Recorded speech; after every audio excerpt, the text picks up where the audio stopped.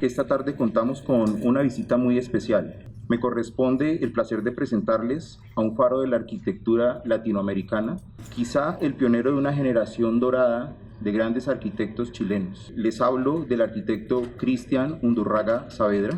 Cristian estudió arquitectura en la Universidad Católica de Chile, se graduó en 1977 con honores. En 1978 fundó su estudio con Ana Luisa Deves, el estudio Undurraga Deves, con el cual ganaron el concurso para la Plaza de la Constitución. El trabajo de Undurraga Deves, arquitectos, ha sido reconocido a partir de entonces en las diversas versiones de la Bienal de Arquitectura y Urbanismo de Chile.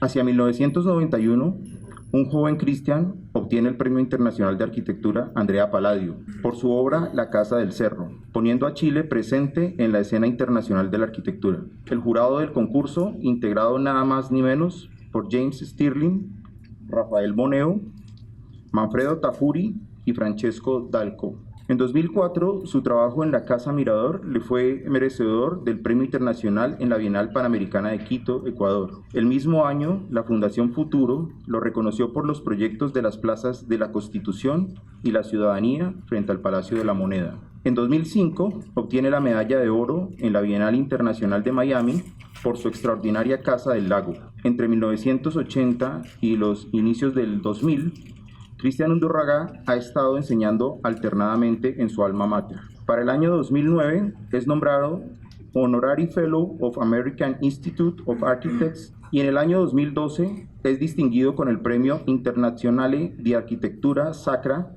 por su magnífica Capilla del Retiro. Sus obras más destacadas son la Plaza de la Constitución, la Plaza de la Ciudadanía, el Eje Bulnes, el Museo Violeta Parra, el Museo de Artes Visuales, el edificio consistorial de Las Condes, la Casa del Cerro, la Casa Mirador, la Casa del Lago, las viviendas Ruca, el pabellón de Chile en la Expo Milán de 2015 y en Colombia ha diseñado el Centro Cívico de la Universidad de los Andes en el centro de Bogotá. Su trabajo ha sido publicado y exhibido en América, Europa y Asia. Cristian es un arquitecto universal. Se ha dedicado a dar forma y materia a sus obras con la potencia digna de los grandes maestros de la arquitectura. Sus obras son una lección cargada de energía increíble, que siempre nos provocan emoción. Cristian es telúrico, geográfico, no reduce, no generaliza, distingue y especifica. Reconocemos en él esa vitalidad inagotable de revelar en sus edificios una intensidad poética con el lugar. Sus obras, cargadas de sentido y significado, revelan una sustancia indivisible entre forma y estructura. Estoy seguro que su presentación será tan emocionante como sugestiva y que todos saldremos de aquí con un nuevo ángulo de vista sobre la arquitectura, sobre la materia, sobre la memoria y sobre el paisaje. Sin más preámbulo, los dejo con el arquitecto Cristian Undurraga. Cristian, muchas gracias por acompañarnos en esta tarde calurosa de Cali. Muchas gracias a ustedes. Agradezco la presentación y espero no defraudarlos, porque fue un poco generosa, ¿no? Como corresponde. Haré lo posible. Estoy muy contento de estar acá en Cali. Este es un viaje añorado que teníamos con Francisco hace 2 décadas ya prácticamente, y que no se había podido concretar por distintas razones.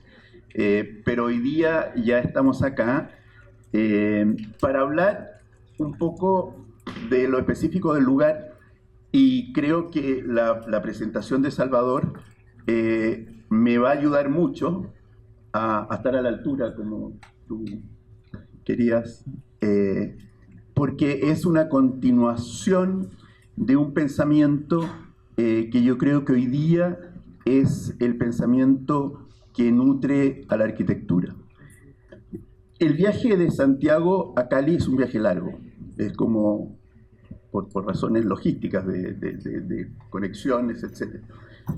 Y ello me dio tiempo para hacer algunos apuntes que les voy a leer sobre lo que creo, ¿no es cierto?, que es pertinente en relación al tema del lugar.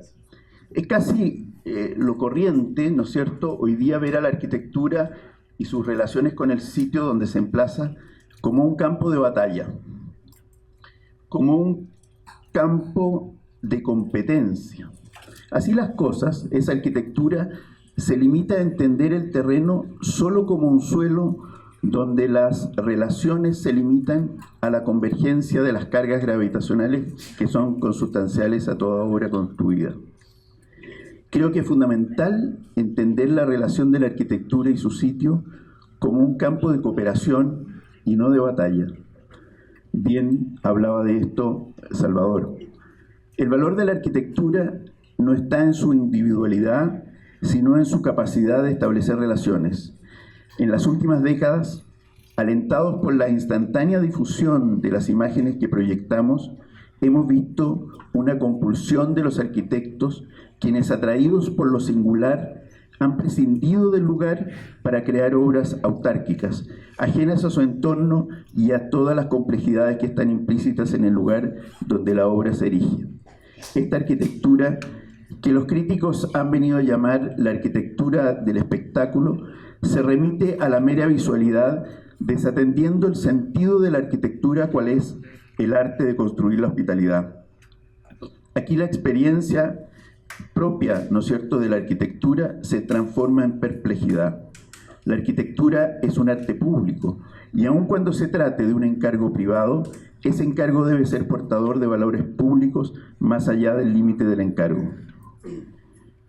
No creo en el mito del papel en blanco, como un campo de batalla al que se enfrenta el arquitecto al inicio de un proyecto.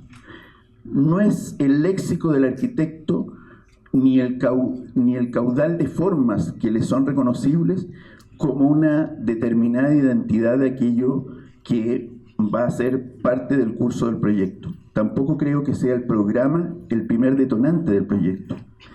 En 1995, Rafael Moneo, en una célebre conferencia, definía el lugar como el primer material con que cuenta el arquitecto.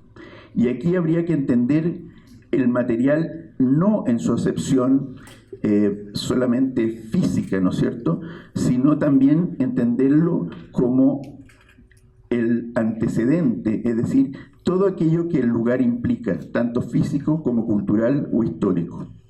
En consecuencia, el origen del proyecto no reside en una manifestación arbitraria del lenguaje del arquitecto. Esto no significa que el arquitecto esté desprovisto de un pensamiento crítico de lo que es su oficio, sino que ese pensamiento está subordinado en primer término al lugar donde se erige el proyecto. La arquitectura comienza en el acto fundacional de establecer sede. En tanto se trata de una construcción, necesita de un suelo donde las fuerzas físicas de la gravedad se desahoguen en su impulso.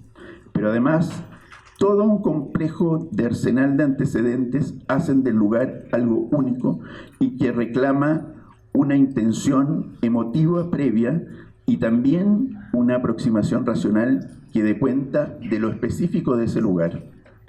En nuestros pensamientos se agolpan imágenes, ideas, anhelos anteriores al encargo, a las necesidades, al lugar mismo. Sin embargo, la complejidad y dificultad propio de la arquitectura encuentran en el lugar una tensión a la cual debemos atender. ¿Cuál es el trabajo entre lo abstracto y lo concreto propio de la arquitectura? A mi juicio, no existe una hoja en blanco, existe un terreno y hay que atender a él. Para explicar esto, voy a mostrar algunos proyectos y en primer término voy a mostrar un proyecto de larga data, un concurso que ganáramos hace más de 20 años y que aún está en construcción. Esto lo comento porque los alumnos, ¿no es cierto?, y los jóvenes arquitectos siempre todos hemos pasado por ese periodo, nos mueve la ansiedad, la necesidad de ver nuestras ideas materializadas. Sin embargo, los ciclos de la arquitectura muchas veces son distintos, o sea, por de pronto son distintos a los ciclos políticos. En nuestros países, no sé, acá creo que el gobierno es de 4 años, también en Chile. Entonces, los ciclos de los proyectos, particularmente los proyectos públicos, son ciclos muy largos que exceden al tiempo de la política. En consecuencia, el proyecto tiene que estar fundado en una, digamos, además de estar fundado en una ética, tiene que estar fundado en una lógica que permita que cuando se construya en una década más, el proyecto siga vigente y no sea un proyecto que surgió de este afán de notoriedad que hoy día mueve a muchos arquitectos. Lo que ustedes ven ahí es la imagen de Valdivia. A principios, Valdivia es una ciudad al sur de Chile, es una ciudad ribereña, es el único río navegable que existe en Chile. Piensen ustedes que Chile es una larga y angosta faja de tierra de 4.000 kilómetros que se, digamos, limita al este por la cordillera de los Andes, que, digamos, de alguna manera vertebra América Latina completa hasta llegar acá, ¿no es cierto? Y el mar Pacífico, que de Pacífico tiene poco, pero en esa anchura, digamos, el país no tiene más de 150 kilómetros, de manera que los ríos no son ríos, son caudales. Entonces, lo singular de esta ciudad de Valdivia es que es una ciudad que tiene un río que corre paralelo a la longitud del país, de manera es un río calmo. Lo que ustedes ven ahí es la arquitectura, como decía, de principios del siglo XX, es una arquitectura muy influenciada por la colonización alemana que tuvo lugar a mediados del siglo XIX y a principios del siglo XX. Era, más bien dicho, una ciudad maravillosa. Vamos a hablar ahora del proyecto del Museo de Arte Contemporáneo de Valdivia, que se sitúa donde ustedes ven ese edificio blanco que al principio, hasta el año 60, fue el edificio más importante y emblemático de la ciudad. Es un edificio que estaba consagrado a la fábrica de cerveza Advante, y que era de tal notoriedad la cerveza que allí se hacía que se exportaba a Alemania. Hay que pensar que a principios del siglo XX no existía el Canal de Panamá. En consecuencia, todo el transporte que se hacía de Europa hacia California, por una parte, o hacia el Callao en Perú, digamos, y hacia Asia, pasaba por el Estrecho de Magallanes. Y esta era después de pasar por Punta Arenas, esta era la segunda estancia de los barcos, de manera que hacía de esta ciudad una ciudad muy, muy próspera y muy, muy rica. Sin embargo, el año 60 tuvo lugar en Valdivia el terremoto más grande de la historia de la humanidad, que se tiene registro, alcanzando 9.8 grados Richter, lo que es algo absolutamente...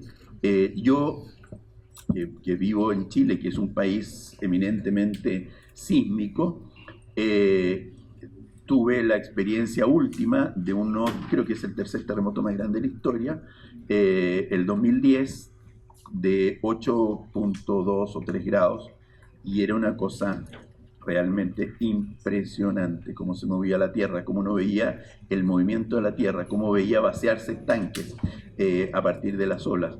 Bueno, al terremoto de Valdivia de 9.8 hizo a continuación presencia un tsunami con olas de 10, 15 metros de altura, lo que fue absolutamente devastador. Y aquello que se ve en pie en el edificio, la verdad es que hubo que demolerlo porque las condiciones estructurales eran, digamos, insostenibles. De este gran edificio, el más emblemático de la ciudad, quedaron las bodegas subterráneas y algunas bóvedas. Lo que ustedes ven a la izquierda de la pantalla es la Casa Advante, que se conservó. La arquitectura en madera, digamos, mucha de ella se conservó. Sin embargo, las inflexiones del terreno hizo que gran parte de la ciudad quedara en ruina, aún aquellas obras de madera. Cambió la geografía, cambió no sé cómo se llama, el centro de gravedad de la Tierra, no sé cuántos grados, digamos. Fue experiencia dantesca, de la cual la ciudad aún no se repone. Y entre las políticas de recuperar la ciudad y devolverle un optimismo, ¿no es cierto?, se nos encargó, a partir de haber ganado el concurso hace 20 años, como les digo, un plan maestro para el área de los, que se llamó el área de los museos. Es interesante porque, habiendo quedado completamente devastado el terreno y habiendo cambiado completamente su aspecto que conocíamos, ¿no es cierto?, de haber sido un edificio, un terreno que recibía en su suelo al edificio más importante de la ciudad y a casas magníficas y bodegas estupendas, pasó a ser un terreno plano. La mayoría de los proyectos que participaron en el concurso, por no decir todos, a excepción del nuestro, recuperaban esa morfología, ¿no es cierto?, y trataban de hacer del terreno lo que era el terreno antes del terremoto. A nosotros nos pareció que se había generado, no obstante la desgracia, una situación de privilegio notable. Se había creado la posibilidad de un espacio público, de un parque, ¿no es cierto?, desde el cual se pudiera contemplar la ciudad. Este sitio queda frente a la ciudad, como ven en esta vista, digamos, y contaba, y cuenta hasta este minuto, con una arborización bastante potente, digamos, lo que le da un carácter notable. Entonces, nosotros propusimos que el proyecto no debía ser un edificio que reconstruyera lo que había en tanto intervención humana, sino que lo retrotrayéramos hacia su condición primigenia de un gran espacio verde, generando un parque. Y construir el edificio, ¿no es cierto?, en el subsuelo, y haciéndonos cargo, ahí está el edificio en construcción, y haciéndonos cargo de las ruinas subterráneas del edificio. O sea, el edificio está compuesto por la recuperación de aquello que quedó en el subterráneo y una parte nueva.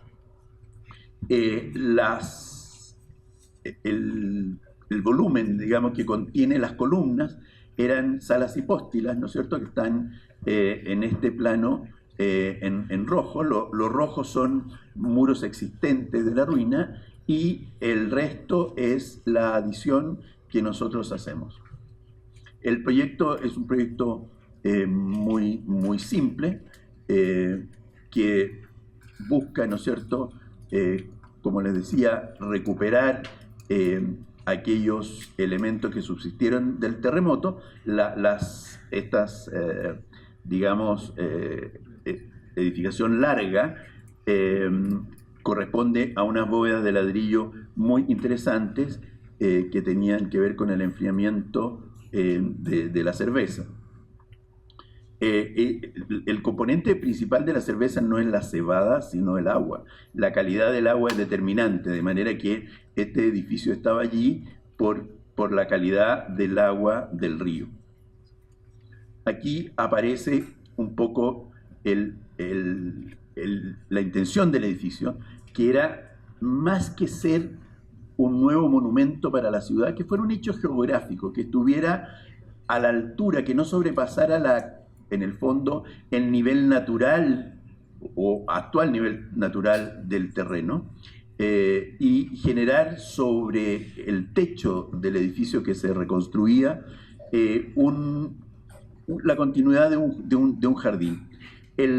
La pendiente que se ve en el corte del medio tiene que ver con el acceso de camiones a las bodegas preexistentes, y es ese acceso el que nosotros ocupamos ahora como parte del edificio. Entonces, el edificio quiere ser algo más bien neutro, donde la naturaleza prevalezca y en ningún caso sobrepase el límite que generó, ¿no es cierto?, el accidente y la catástrofe del terremoto. Ahí se entiende un poco mejor la presencia de la Casa Advanter, que eran los propietarios de la cervecería, y a continuación la cervecería que no quiere incidir con su presencia en el terreno, sino quiere ser parte un poco de la geografía. También recibimos, digamos, simultáneamente el encargo de hacer un preestudio de una costanera que pudiera unir esta zona de la ciudad, esta isla, con, hacia el norte, con el campus universitario de la Universidad Austral de Chile. Esta es la imagen del proyecto. El acceso, ¿no es cierto?, conservando el pavimento preexistente industrial y ocupando el mismo espacio que originalmente tenía la carga y descarga del material. El edificio era un edificio de ladrillo, al cual se le adiciona, ¿no es cierto?, un edificio de hormigón y una estructura de cielo de casetoneado de hormigón que permite, ¿no es cierto?, hacer habitable y recibir peso en la superficie superior. Aquí vemos el encuentro de los dos órdenes o de los dos estadios, ¿no es cierto?, el estadio original, el de la izquierda de ladrillo, y el nuevo estadio propuesto, que es la sala de arte que veremos a continuación. El hall, este hall que vemos, es lo que aglutina al fin del día los dos órdenes, quedando allí al medio como testimonio parte de muros en ruina, muros que fueron devastados por el sismo, pero que se mantienen ahí como memoria de esa tragedia. Ahí está el edificio en construcción, con la vista, una vista magnífica a la ciudad. Es una ciudad muy lluviosa, de manera que tener un hall como el anterior, digamos, como este, tiene mucho sentido en la ciudad. Ahora, las salas hipóstilas, estas bodegas preexistentes, estructuras propias de la arquitectura europea del siglo XIX, de principios del XX, con un sistema de bovedillas, con pisos, bueno, de adoquines que se mantienen en algunas salas, porque no todas están en buenas condiciones, son dos salas. En una se mantiene y en la otra proponemos un sitio nuevo, que es la sala de más abajo, la que está en mayor deterioro. Pero ya ha sido restaurado toda la estructura metálica y toda la estructura de bóvedas. La sala nueva que se propone es una sala de otras dimensiones, mucho más apropiada al arte contemporáneo, que es el sentido que tiene el edificio, con mayores alturas y con mejores condiciones. Sin embargo, el exponer, porque actualmente ha estado usándose como antesala del futuro museo, las salas hipóstilas que veíamos anteriormente, y realmente es emocionante ver el arte contemporáneo expuesto en ese ámbito. Las bóvedas de las que le hacía mención son realmente espacios extraordinarios, que le hemos limpiado el concreto, están en proceso, ¿no es cierto?, de reparación, y que esperamos complementen un poco el espíritu del museo y generen este ambiente un poco mágico con esculturas, en este caso de José Vicente Gajardo, que ya me lo irán a nombrar en el proyecto siguiente, uno de los escultores más notables del país. El próximo proyecto que vamos a ver, que también tiene que ver con lo determinante que es el terreno en su origen y en su lógica. Se trata de una pequeña capilla, que también fue materia de un concurso, en el Valle de Auco, que es un valle que queda al norte de Santiago, relativamente cerca, y aquí ustedes pueden ver lo que es Chile, digamos, una continuidad de cerros que se desparraman desde la cordillera de los Andes hacia el mar, con una serie de valles intermedios que está conformado por la cordillera de los Andes y por la cordillera de la costa. La capilla es una pequeña capilla que viene a complementar la casa de retiro del monasterio de Auco, que consagra la figura de la primera santa chilena, una carmelita que murió a temprana edad, digamos. Y dentro de ese, digamos, campus, hay una casa de retiro que reclamaba una capilla, y para lo cual se llamó a un pequeño concurso que tuvimos la fortuna de ganar. El proyecto es una mezcla, es bien interesante, digamos, porque tenía por una parte estaba determinado por los ejes que imponían la casa de retiro. Por otro lado, tenía la fuerza de la geografía circundante de los cerros,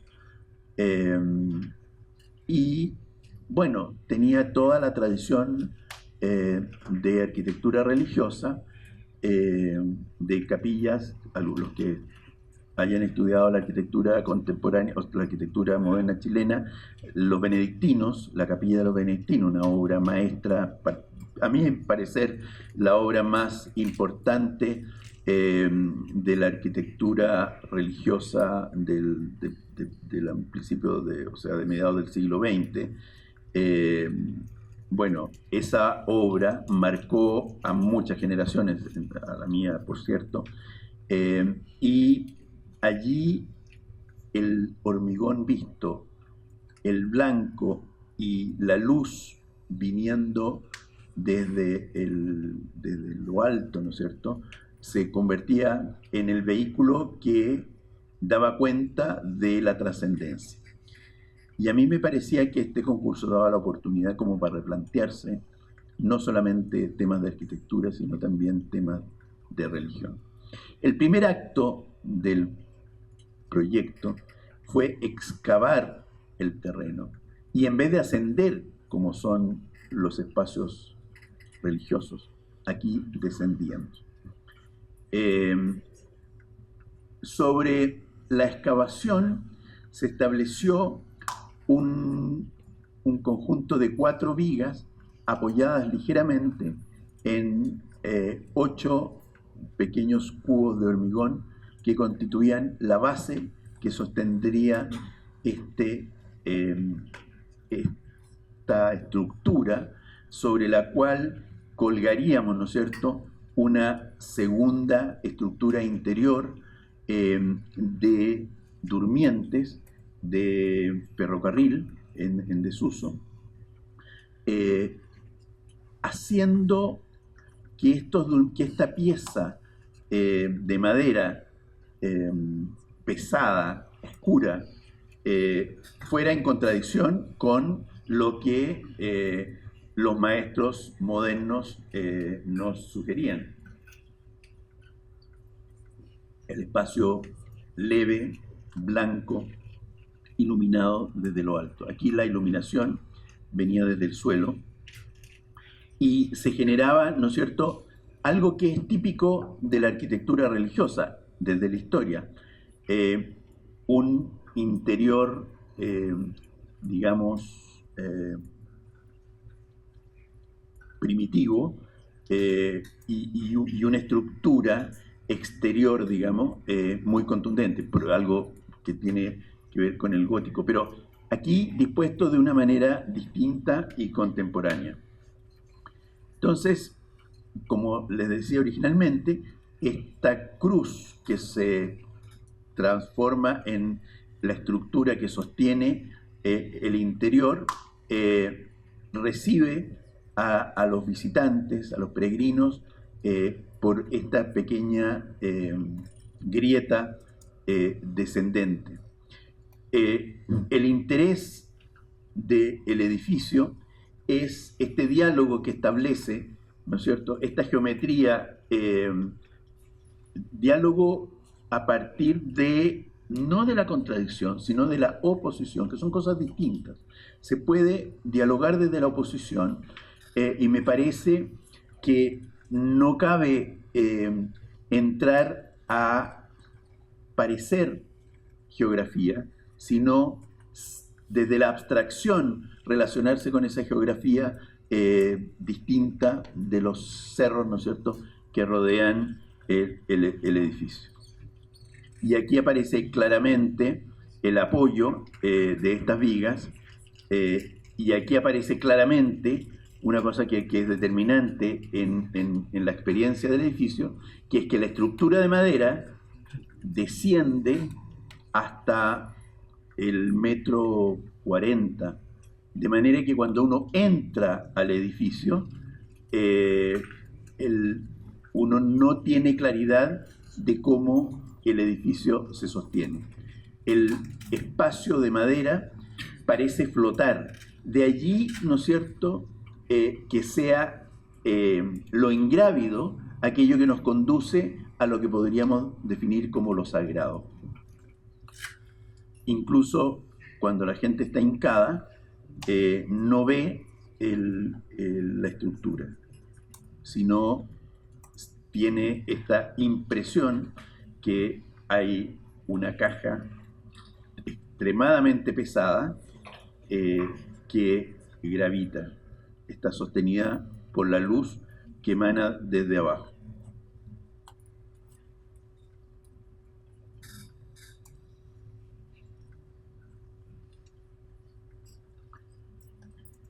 Paralelamente a este proyecto, nos tocó otro desafío a partir de la geografía. Hay una cuestión que es bien interesante y que también pasa en Colombia, que es el paradigma de la geografía como nuestra historia. A diferencia de Europa, ¿no es cierto?, donde el paradigma de la historia es la ciudad. Nuestro paradigma es la geografía. Entonces, la geografía, por así decirlo, de Europa es la historia. Y ahí hay una diferencia que es muy notoria y que hace que el construir en América sea una experiencia muy rica, digamos, porque no solamente está alimentada por la cultura occidental, sino está alimentada por una experiencia sobrenatural, que es la experiencia de la geografía, y por, como explicaba, ¿no es cierto?, en la conferencia anterior, también por lo ancestral. Bueno, las casas del horizonte están emplazadas en el Océano Pacífico, que como ustedes pueden ver es la contradicción más flagrante a la cual uno puede asistir. O sea, no solamente se trata de la zona telúrica más grande del planeta, el Océano Pacífico, sino su mar es bastante indómito en buena parte de su presencia. Las casas del horizonte se plantearon como un homenaje justamente a ese mar y como también de alguna manera un contrapunto a la geografía, haciéndose de un cuerpo muy radical, geométrico, y donde, así como uno, digo yo, trae consigo al enfrentarse a un proyecto algunas ideas, como por ejemplo el paradigma del patio. Yo quería que estas casas fueran casas patio, pero ¿se podía hacer una casa patio frente a ese mar? ¿Tenía sentido la casa patio frente a ese mar? Entonces se propuso una estrategia que era excavar el terreno, como aparece en este plano. Y al excavar el terreno, ¿no es cierto? Ya lo veremos en los cortes. Se generaba un espacio interno que era un espacio ambiguo, medio geografía, medio patio, medio arquitectura. Y tenía una cuestión que era interesante, que como ustedes ven en la planta, el espacio social de la casa permitía actuar y un vidrio con la terraza a continuación de ese espacio permitía contener el viento propio de un mar como el que ustedes veían en la foto primera y generar que la piscina, que obviamente debía estar adelante junto al mar, estuviera atrás, protegida. Además, desde atrás, desde este patio, se capturaba la luz del norte. Sobre esta excavación se propuso, ¿no es cierto?, dos volúmenes no estrictamente paralelos, pero relativamente idénticos, con diferencias mínimas, que actuaban como un puente sobre el vacío, ¿no es cierto?, como queda expresamente claro en el corte inferior. La casa tiene una particularidad. Es parte de una exploración estructural que veníamos desarrollando. La capilla da cuenta, que veíamos anteriormente, da cuenta de ello. Y se trata de una gran viga de 1,20 m, desde la cual cuelga la losa. Es un puente colgante. La idea era que la geografía traspasara, ¿no es cierto?, la casa por debajo y el debajo de la casa, por llamarlo de alguna manera, fuera una sombra leve, pero en ningún caso fuera una oposición a este traspaso de la geografía. Al medio de la casa tiene dos puntos estructurales determinantes, que son los extremos, que se ven más claro en este plano, y al medio aparece muy levemente la chimenea, que yo quería que no estuviera allí, que realmente no hubiera nada, pero el calculista, atendiendo a la condición sísmica del lugar, quería que este puente colgante se anclara al suelo en el medio, de manera que con los sismos el vaivén de la casa fuera controlado.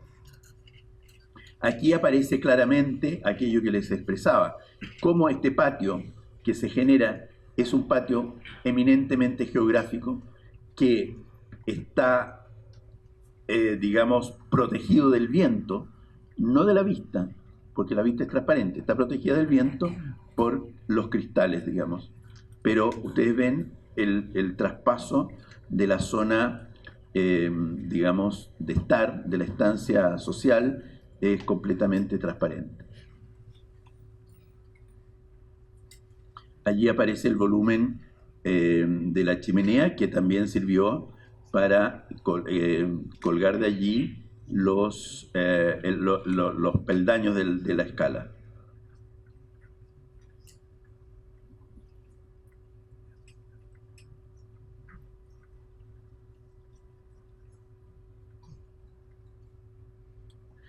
Esto es interesante. La casa, a diferencia, estamos en el hemisferio sur nosotros.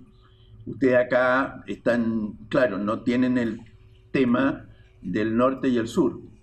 Tienen un sol prácticamente vertical. Nosotros tenemos el norte como el punto geográfico que nos aporta el calor. Y esta casa no obstante tiene calefacción, pero se calienta fundamentalmente desde el norte.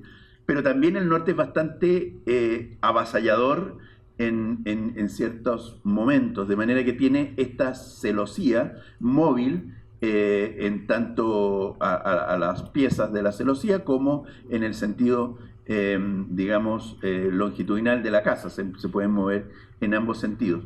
Y la apertura de 5 centímetros hacia el norte y la apertura de 5 centímetros hacia el sur, genera un aire acondicionado espectacular, de manera que esta casa se puede calentar perfectamente al mantener abiertas las celosías, de manera que el sol entre a la casa, y se puede enfriar a partir de la ventilación cruzada con un gasto mínimo de energía. Ahora nos vamos a ir a la ciudad, a un proyecto muy querido. Fue el primer encargo de museo que tuve en nuestra trayectoria, y el barrio donde se ubica, quienes conozcan Santiago, es el barrio, digamos, de Las Tarrias, un barrio que la arboleda que ustedes ven a la izquierda de vuestra pantalla es el río Mapocho, que vertebra la ciudad, y el parque forestal, digamos, que es como una extensión de ese espacio natural. Y por otro lado, hacia la izquierda de la pantalla, esa calle ancha que se ve, es la Alameda, que es el eje longitudinal que une la cordillera con el mar. Es producto de un brazo del río. Originalmente por ahí había un cauce de agua. Entonces se generó entre un pequeño cerro, digamos, pequeño montículo dentro de la trama fundacional de la ciudad del Damero, se generó este triángulo que limita con el río, con la avenida principal y con el casco histórico. Entonces se generó aquí un barrio singular, un barrio que tuvo su auge a finales del 19, principios del 20, donde se generó una arquitectura ecléctica, historicista, pero no obstante aquello es bastante atractivo como lugar. Y también es un lugar depositario de un flujo cultural muy importante. Está muy cerca del Museo de Bellas Artes, está muy cerca del GAM, que es el centro cultural más importante de la ciudad. Y en este lugar, ahí donde ven ustedes que la continuidad de la fachada es interrumpida, un grupo de empresarios muy visionarios, hace unos 30 o 40 años atrás, compraron este terreno y había una casa allí, una fachada completamente derruida, y hacia adentro se desarrollaba otra casa, digamos, neocolonial. En fin, compraron este terreno de puro entusiastas que eran digamos, terminaron siendo coleccionistas, pero en ese entonces eran cachureros. Yo no sé si la palabra existe acá en Bogotá, pero hay gente que compra cosas viejas. Entonces eran ricos, niños ricos malcriados, como digo yo, que compraron este bien inmueble y dijeron, ¿qué hacemos con él? Bueno, hagamos algo cultural, tenemos tanto amigos. Ellos eran, digamos, mecenas de muchos pintores, hoy día consagrados, pintores chilenos. Oye, y aquí le ponemos talleres a estos cabros y hacemos algo interesante. Bueno, lo hicieron, pero con el tiempo, bueno, la casa destruida, la fachada destruida, era un censo arreglarla, de manera que la obviaron ellos. Y dijeron, mira, todo esto yo no existía ni como arquitecto. Oye, este es un espacio interesante, es una placita, y aquí los tipos pueden exponer sus obras, dejémoslo así, dejémoslo como un espacio urbano. Ok, ahí está el espacio urbano, no como era originalmente. Nosotros vinimos hace 24 años, se nos hizo el encargo de este museo, y remodelamos un poco el espacio, pero manteniendo aquello que había inspirado el primer proyecto, que era esta casa neocolonial, un poco, digamos, ecléctica también, y decidimos que el edificio del museo no debiera tocar la plaza, sino construirse al fondo de ella. Y hacer de la galería preexistente, ¿no es cierto?, el acceso. Y por otra parte, nos impusimos, no obstante el programa nos aconsejaba otra cosa, nos impusimos una altura que en ningún caso doblegara la percepción que se tenía de ese espacio. Entonces, pasaron dos cosas. Una, que ocupamos el portal de la casa preexistente como acceso al museo. Por otra parte, ese mural que ustedes ven ahí es un mural de Roberto Mata, el más célebre pintor contemporáneo chileno. Es preciosa la obra. Y él, cuando sabe que estamos haciendo esto, decide hacer una donación y dona esas cerámicas, digamos, y no estaban pensadas en el proyecto original. Y sobre la marcha, el proyecto recién estaba emergiendo del suelo, y sobre la marcha generamos este marco y lo dispusimos ahí, y parece que hubiera estado pensado desde el origen. Pero una de las cualidades que tiene que tener el arquitecto contemporáneo es una flexibilidad enorme, porque la ciudad cada día nos depara una sorpresa y hay que saber responder a esa sorpresa. Creo que este mural ha sido un aporte, le ha dado riqueza a ese muro, que también tiene que ver, retomando la conversación anterior, con la idea de que fuera un muro de barro, ¿no?, que evocara lo que eran las casas originales, el material con que estaban construidas muchas de esas calles. Entonces, de esas casas, se trata de un hormigón pigmentado. Ahí aparece la casa, ¿no es cierto?, original, que nos cayó a nosotros entre manos, el vacío, y por otra parte, el espacio consagrado al museo, que era un espacio bastante estrecho, de tal manera que lo que nosotros hicimos, lo que nosotros hicimos es mantener lo existente y en el espacio que había quedado, meter un poco a la fuerza el edificio, para lo cual nos obligó a construir una parte en subterráneo. Pero la idea era que donde están las personas es ligeramente más arriba del espacio, digamos, el espacio donde se ve la escalera en vista frontal. Ese es el espacio urbano. La parte de arriba de esa escalera es la altura del espacio de la ciudad, y lo que se hizo era construir hacia abajo para poder dar cabida al programa y unir los espacios del museo, dado que era una colección de un tiempo desde el año 65 al presente. Era importante, además habían exposiciones, digamos, temporales. Era importante poder hacer de los espacios espacios autónomos que pudieran tener distintas exposiciones, pero a su vez que el museo no perdiera una cierta monumentalidad. Era un museo pequeño, pero queríamos que a partir de estas visiones diagonales pudiera tener una presencia, ¿no es cierto?, monumental, y que los espacios se relacionaran, no obstante expusieran temas diferentes.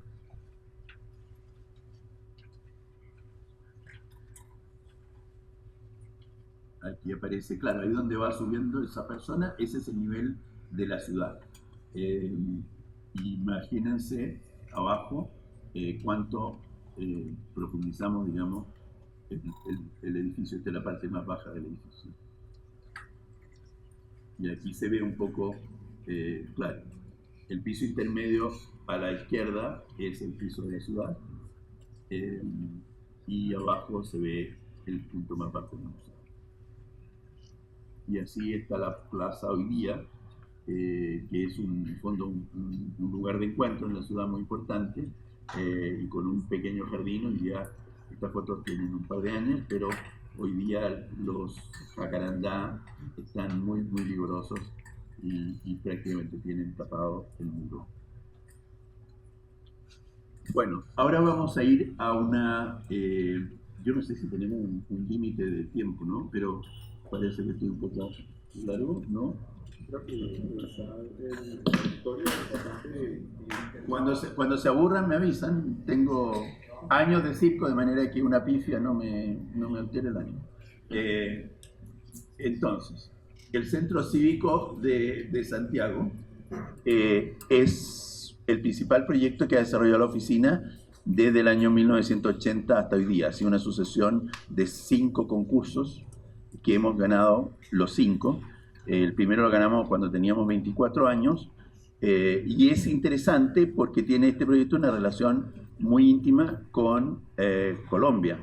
El barrio cívico de Santiago fue diseñado por Karl Brunner, el urbanista que en los primeros años del siglo XX, el año 30, 29 específicamente, fue contratado por el gobierno de Chile para modernizar la ciudad de Santiago y ya en el año 40 ya estaba contratado por el gobierno colombiano para desarrollar proyectos en Bogotá. De manera que, y las intervenciones que hizo han sido las intervenciones más radicales en el centro de la ciudad.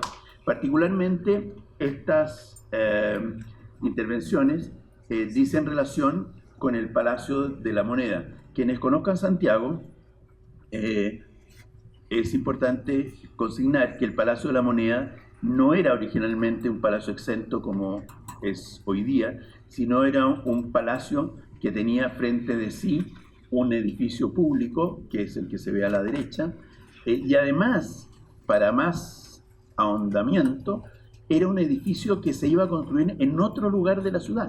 Por eso, ¿no es cierto?, cuando llama la atención a los analistas históricos de que como un edificio neoclásico no está enfrentado por una plaza, está enfrentado por otro palacete de menor importancia, es que el edificio iba a estar en el norte de la ciudad, en el río, hacia el río, de manera que se iba a generar un gran parque frente de él.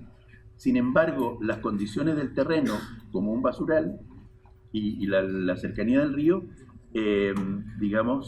hicieron recomendable desistir de esa idea y venir a construirlo donde ustedes lo ven hoy día. Pero se construyó con edificaciones al frente.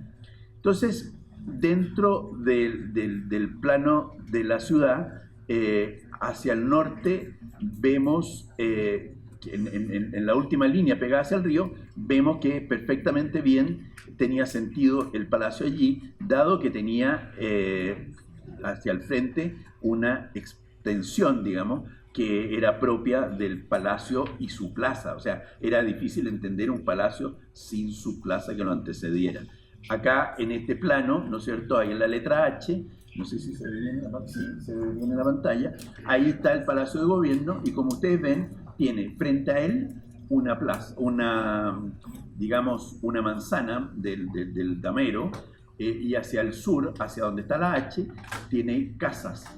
El palacio originalmente Casa de la Moneda, era porque allí se fundían las monedas para América por la corona española, y donde está la H eran las casas de los obreros. O sea, el cuadrado dentro del patio era la fundición y el resto era la fábrica, ¿no es cierto?, y las casas de los obreros que allí construían. Esta es una maqueta preciosa, histórica, de lo que era el lugar en aquellos años, ¿no es cierto?, a principio del siglo XIX.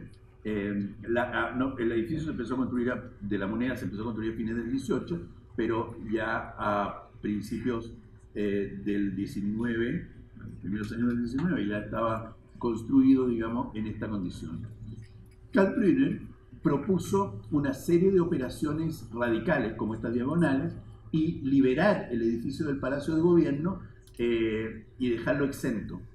Para lo cual, ¿no es cierto?, hizo varias operaciones. Una, liberar la fachada frontal del palacio, liberar, en primer término se liberó la parte de atrás, la que da a la avenida principal.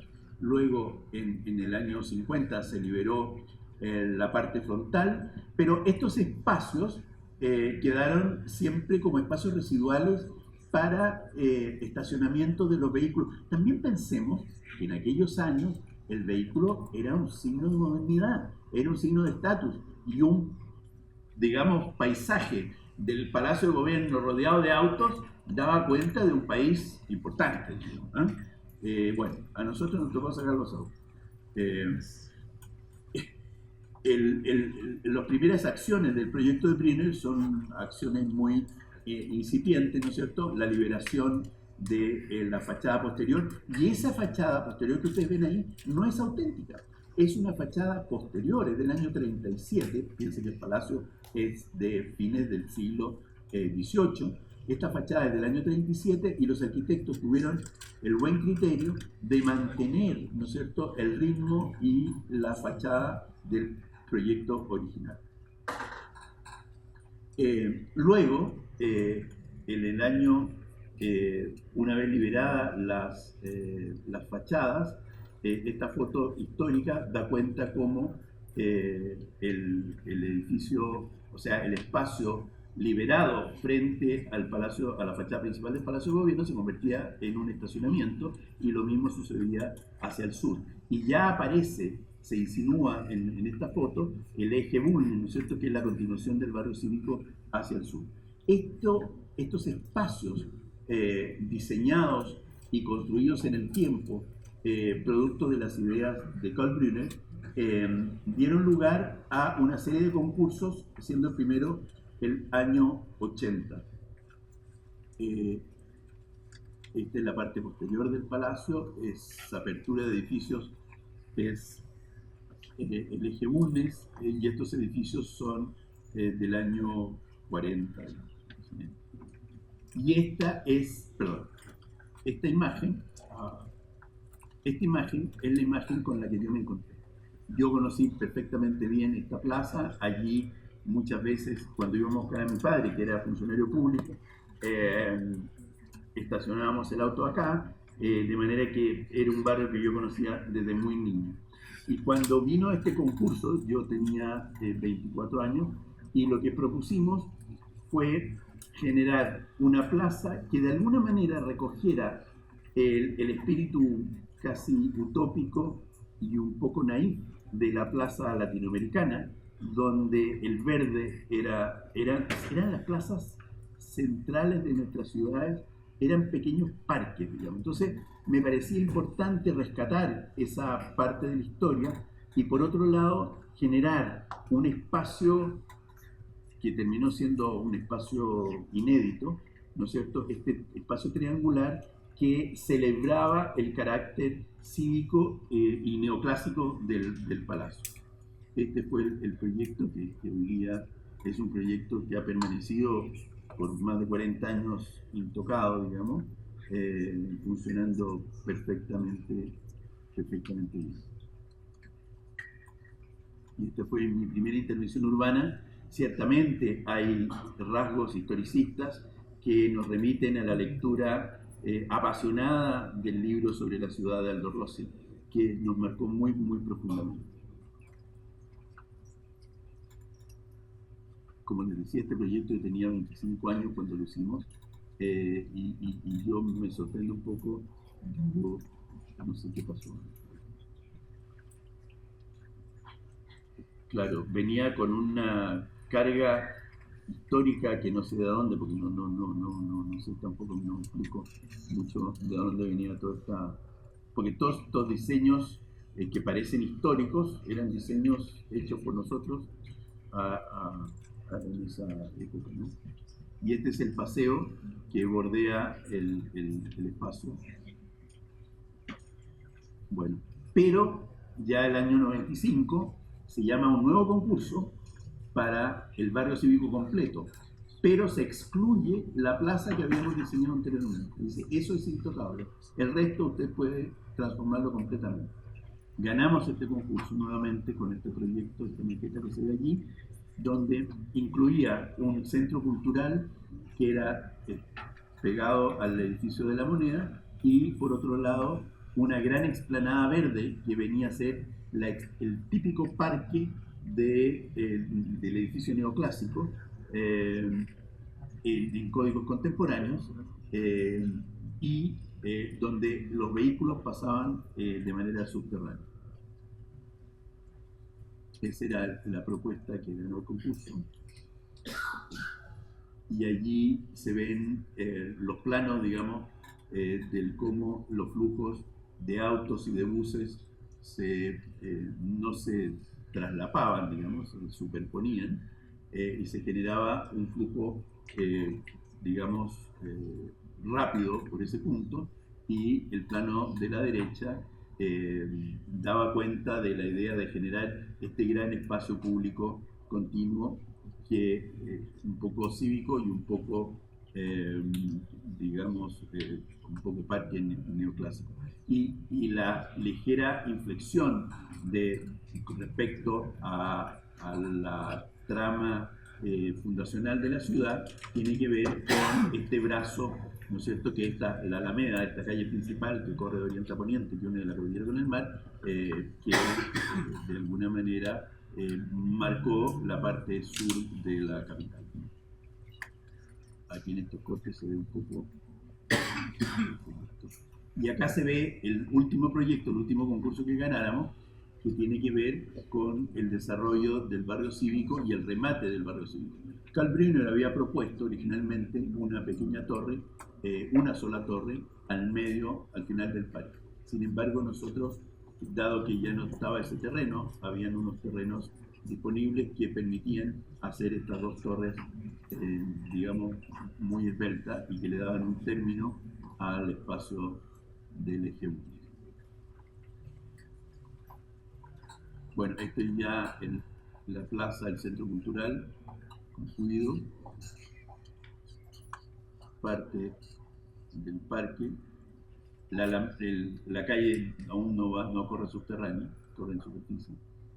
Y bueno, se transformó en un espacio, no obstante hoy día las cuestiones políticas y todas las crisis que hemos tenido hacen que este espacio no tenga la permeabilidad que tenía en su origen, o accesibilidad pública, digamos, ¿no?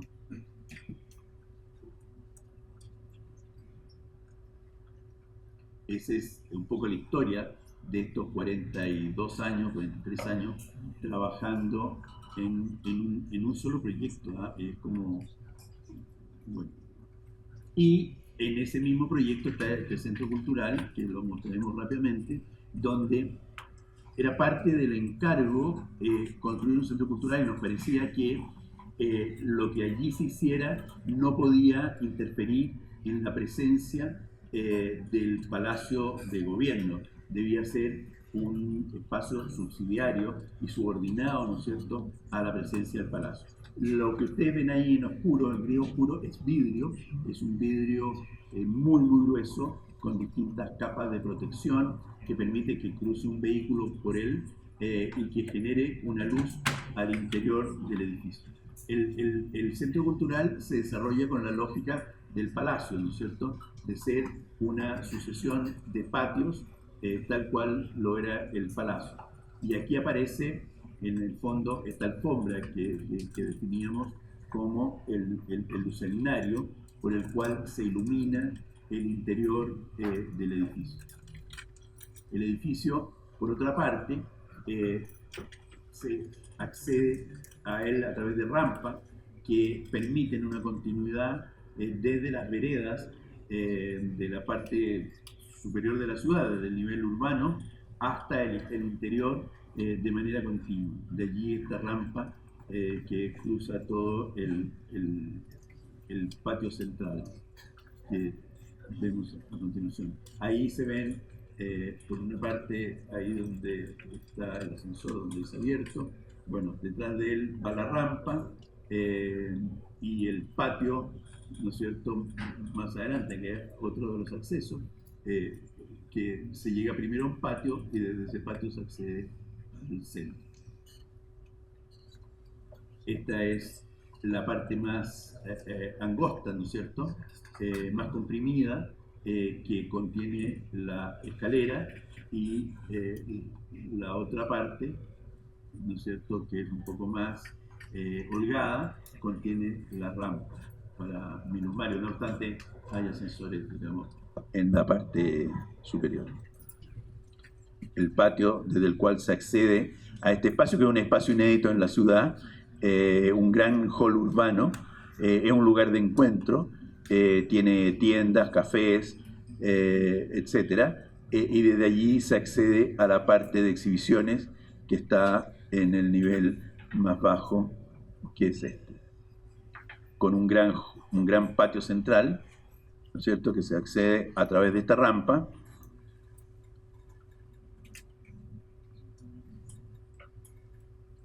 Y acá una instalación, en algún momento tuvo lugar una Bienal de Arquitectura, y esta era una gran nube con tarjetas, era precioso, que eran una linda idea, eran tarjetas dibujadas por niños donde daban cuenta de su anhelo por la ciudad.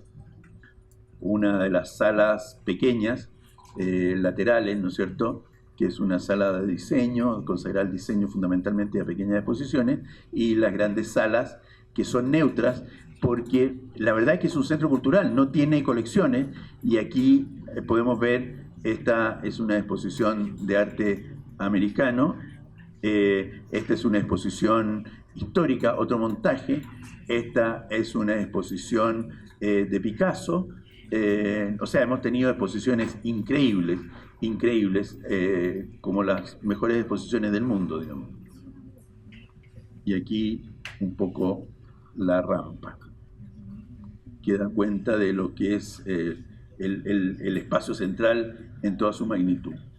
Y por último, les quiero mostrar este proyecto que es muy querido y que es tan vuestro como de nosotros, ¿no?, que es el concurso internacional que se llamó para la construcción del centro cívico de la Universidad de los Andes.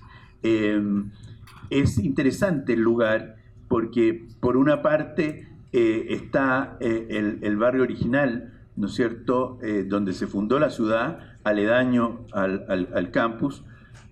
Por otro lado está este contraste, por ejemplo, ahí tenemos el monasterio de las Aguas contra estas torres que albergan, digamos, alojamiento para estudiantes. El parque de Rogelio Salmona, que corre aguas abajo, que de alguna manera rinde tributo al curso de agua que había ahí originalmente, y el campus propiamente tal de la universidad, que está en el cerro, ¿no es cierto?, donde una serie de edificios de distintas épocas, unidos por la vegetación fundamentalmente, dan lugar a un campo extremadamente atractivo, donde convergen y conviven épocas muy distantes y edificios que dan cuenta que la neutralidad es uno de los fundamentos de la arquitectura. Por ejemplo, ahí teníamos este edificio que en algún momento fue monasterio de monjas, fue fábrica de sombreros, hoy día es, digamos, hoy día es parte del campus, son aulas. La capilla que está a la izquierda era la biblioteca de arquitectura, atrás tenemos el edificio de arte contemporáneo, etcétera, etcétera. Pero yo siempre he dicho que es posible asimilar los campus universitarios como lugares urbanos, como pequeños trozos de ciudad. Entonces, en este caso, el campus de la Universidad de los Andes, pudiéramos asimilarlo a lo que es la ciudad jardín. Esta serie de edificios que mencionaba, de distintas épocas, unidos por una distribución de calles rodeadas de vegetación, sin jerarquía alguna, y que le dan al lugar un carácter muy, muy claro. El terreno con que contábamos era precisamente el terreno que está de esta escalinata monumental, digamos que es el acceso principal al campus, hacia estos galpones que ustedes ven allí. Ese era el lugar sobre el cual había que trabajar, eso era lo que el concurso convocaba. Y esa terraza intermedia a la izquierda de la pantalla es un punto neurálgico y detonante del proyecto. Allí vemos, ¿no es cierto?, el terreno, que era un terreno de 880 metros por 880 metros, cuadrados que tenía una sola anomalía, por decirlo de alguna manera, que era la rectoría del edificio, que era una antigua cárcel de mujeres, un edificio de principios del siglo XX, de ladrillo, bellísimo, que hoy día aloja a la rectoría del lugar, digamos. Y aledañamente, pegado a la escalera, está el edificio de Guillermo y Daniel Bermúdez, un edificio muy bonito que nos parecía también que había que tener en cuenta en el proyecto. Pero no se puede actuar sobre lo que no se conoce. Y una manera de acotar y conocer un lugar es midiéndolo. Entonces, definimos una grilla radical sobre este terreno de 88 por 88 metros, una grilla de 8 por 8, que lo abarcara en su totalidad, de manera que a partir de esa grilla isotrópica, ¿no es cierto?, pudiéramos desarrollar el proyecto. Un proyecto que por una parte teníamos dos antecedentes, a propósito, ¿no es cierto?, de esta idea de lo que significa el lugar y cómo actuar con el lugar. Por una parte teníamos esta idea de ciudad jardín, que es el campus propiamente tal, que viene del cerro, rodeado del verde que se desparrama sobre el plan, y por otra parte en el plan la ciudad histórica, ¿no es cierto?, el barrio fundacional de fachada continua. Entonces el desafío del proyecto era, a partir de esta grilla, poder unir esos dos órdenes comúnmente antagónicos. Entonces lo que se hizo fue un proyecto muy simple, muy distinto a todos los proyectos que se presentaron en el concurso. Una vez más, lo que nosotros pensábamos era que había que, no obstante la ordenanza permite en el barrio altura, y está en este ejemplo de estas torres, nosotros creíamos que el proyecto no debía exceder la altura de la terraza que veíamos en la escalinata de Bermúdez, ¿no es cierto? Entonces, generar a partir de esa altura el límite superior del edificio y hacer del programa, que obviamente no cabía, si uno tomaba el terreno de la ciudad y ese terreno autoimpuesto, construir hacia abajo. Teníamos mucha experiencia en Chile en desarrollar proyectos donde la luz bajara 3 o 4 niveles sin problema. Una cosa que ya es hora de decir, ¿no es cierto?, es que este proyecto es un proyecto subsidiario de Karl Brünner. Mi socio en Colombia fue Konrad Brünner, quien ustedes bien conocen y que trágicamente murió en la mitad del proyecto. Brünner, Konrad, se acercó a mí luego de una conferencia en alguna bienal anterior en Colombia, donde yo había expuesto el proyecto del barrio cívico y lo exponía como un tributo a este arquitecto que había unido la cultura arquitectónica de Santiago con la cultura arquitectónica de Bogotá. Emocionado, Konrad sube al escenario y me abraza, este hombre grandote, yo no lo conocía, y me dice: Cristian, soy el nieto de Karl Brünner. Fue un encuentro emocionante, definitivo, nos hicimos muy amigos, trabajamos muy bien en conjunto, pero desgraciadamente Konrad partió, y partió en un momento inesperado, cuando estábamos desarrollando el proyecto. No alcanzó a ver la excavación. Entonces, es un proyecto que para mí tiene una carga emocional muy fuerte, y aprovecho de rendirle en esta oportunidad, aquí en Cali, un homenaje al querido Konrad Brünner, socio del cual guardo el mayor de los recuerdos. Bueno, continuando con la explicación del proyecto, aquí se ve claramente en esta maqueta, que fue la maqueta del concurso, cómo el proyecto, ¿no es cierto?, extendía el nivel de la terraza superior con los techos del edificio, generando un parque de proporciones, digamos, dentro de la universidad. Y hacía una cuestión que me parece fundamental, que un lugar que estaba construido, que era un lugar encementado, por decirlo de alguna manera, se transformaba en un lugar verde y, por otra parte, era capaz de rescatar los valores de la ciudad histórica, ¿no es cierto?, haciendo estas fachadas continuas y generando al interior callejuelas, plazuelas y siendo el vínculo que articulaba el cerro con el plano. El edificio histórico de la Rectoría, el edificio de Bermúdez, ¿no es cierto?, con sus escaleras, un estupendo edificio, y esta grilla que originalmente fue la grilla de 8x8 para entender y medir y acotar y dominar el terreno, que se transformó en una grilla tridimensional, isotrópica, digamos, y que fue la que organizó el proyecto. Y es interesante porque la grilla, que aparece como un elemento rígido, al actuar con esta lógica de sustracción y agregación, genera un ambiente al interior, que ya veremos en detalle, único, digamos, y que hace que la grilla, lejos de aparecer como un instrumento impositivo, aparezca como un instrumento ordenador y de una flexibilidad increíble. Aquí esta imagen me gusta mucho porque se ve la escalera, vemos el nivel de la terraza al cual le hacía mención al principio y cómo se une, ¿no es cierto?, en dos niveles, en la terraza superior y en esta terraza intermedia, se une con el techo del edificio generando un gran parque arriba del campus. Aquí vemos el tema de la grilla en el corte.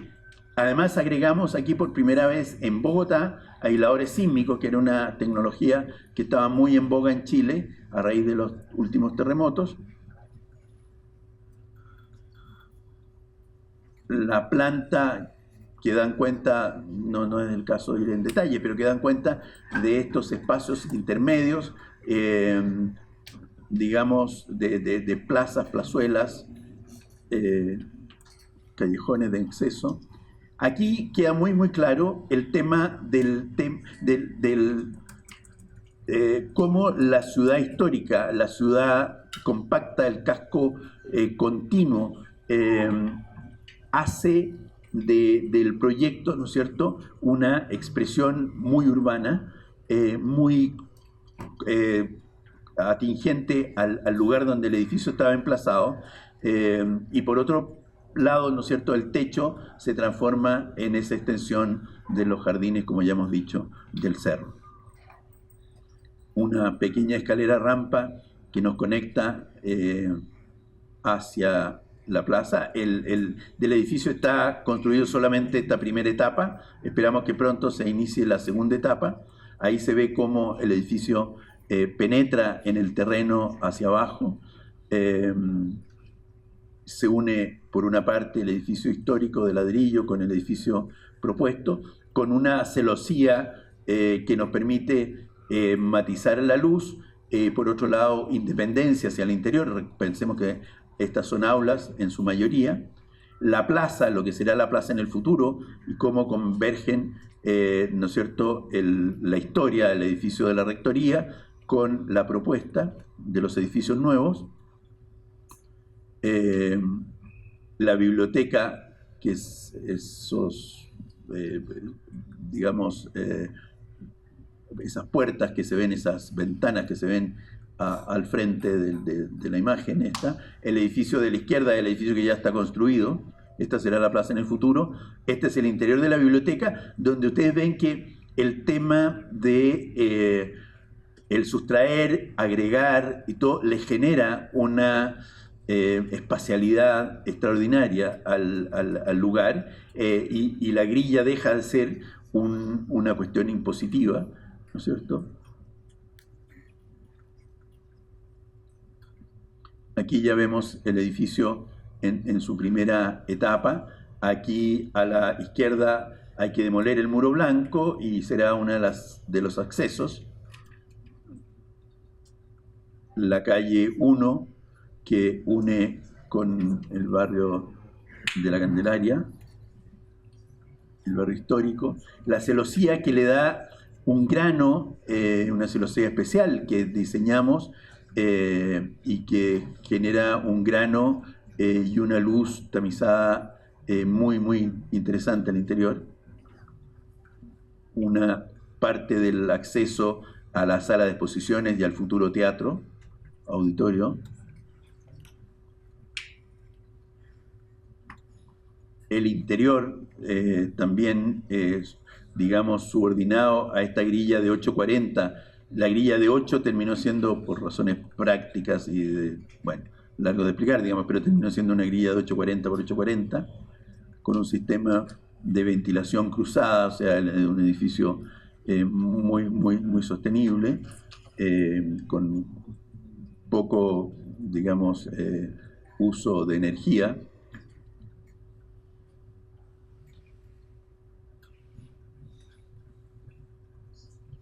Aquí podemos ver las virtudes de la celosía, que actúa como un difusor de la luz y a la vez como le da al interior una cierta protección del impacto de la ciudad. Es un lugar muy urbano.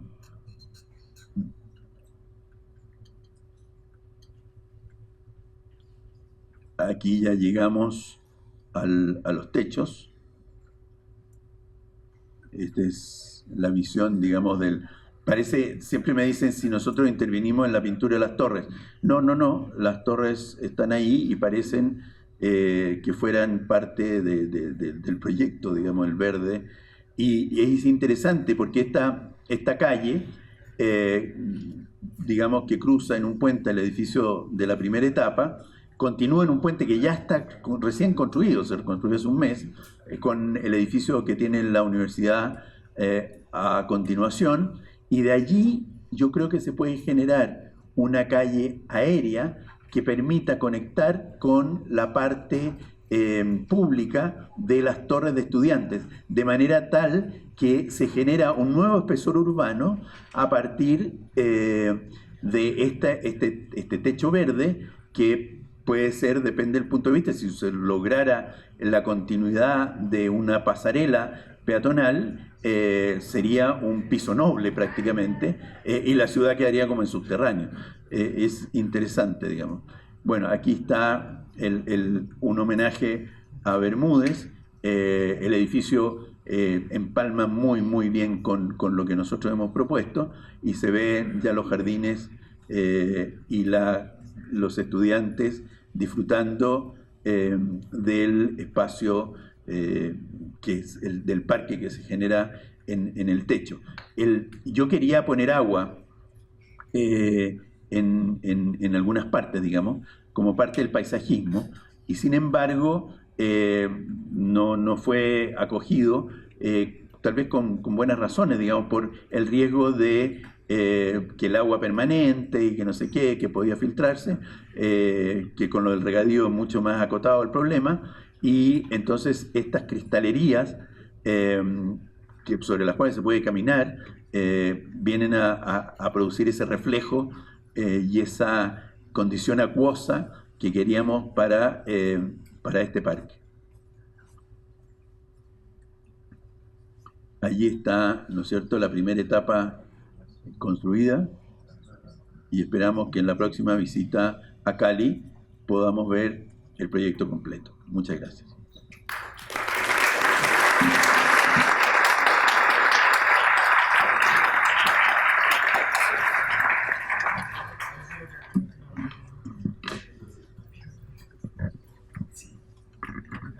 ¿Aló? Bueno, Cristian, creo que me estaba quedando corto en mis palabras al principio.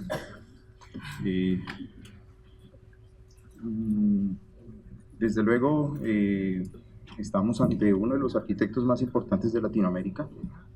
Lo demuestran sus obras. Vamos a dar paso entonces a la ronda de preguntas, pero quisiera yo iniciar como introduciendo unas preguntas a Cristian un poco para aclarar como esta suerte de destino que reposa sobre la figura de un solo hombre.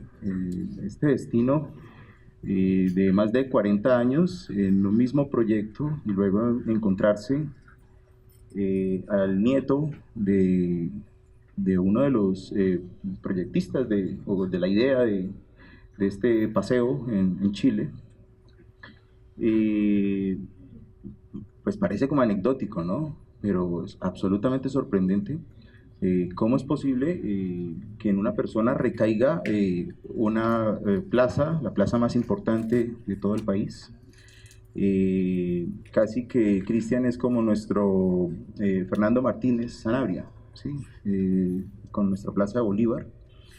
Y luego la Plaza de la Ciudadanía, el Paseo Bulnes y el museo. Y entonces encuentra uno allí una serie de ideas recurrentes, retomadas también, algunas, unas tantas, y otras, digamos, sugeridas por el momento en que se fue desarrollando el proyecto. Pues yo quisiera que nos contaras un poco más acerca de esta condición del destino, esa condición particular, de cómo es posible que se reúne en una misma figura esta posibilidad histórica de casi que armar todo el centro de una ciudad. Sí. Me encantaría manejar el destino, pero el destino es eso, un destino.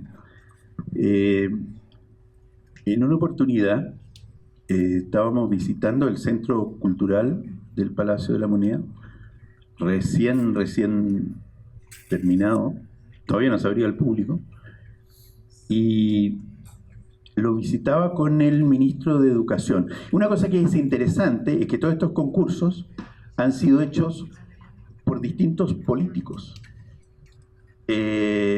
Entonces, la continuidad tampoco creo que sea el arquitecto, o sea, es el destino. Entonces, este ministro de Educación me dice, Cristian, haciéndose la misma pregunta que tú te hacías, todavía no venía el eje Bulnes, ¿no? Faltaba un 25% del destino todavía.